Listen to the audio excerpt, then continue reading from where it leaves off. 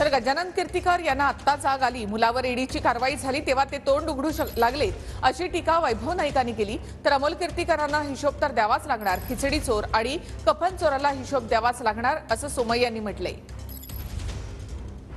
गजानन कीर्तीकरांना ह्यांना उशिरा सुचलेले शाणपण आहे।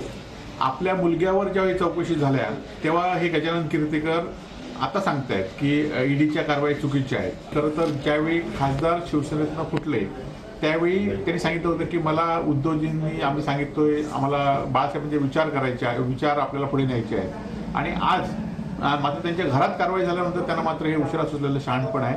आणि निश्चितपणे भाजप हा असाच आहे की ज्या निवडणुकीच्या वेळी राजकारण न करता निवडणुकी कशा पद्धतीने ईडी, सीबीआय, आयटी या चौकशीच्या आधारे लोक आपल्याला भीती दाखवून घेत आहेत, परंतु जनता मात्र त्यांना जुमानणार नाही। जनता येणाऱ्या निवडणुकीमध्ये भाजपला हद्दपार करणार एवढं मात्र निश्चित आहे। अमोल कीर्तीकरला हिशोब तर द्यावाच लागणार।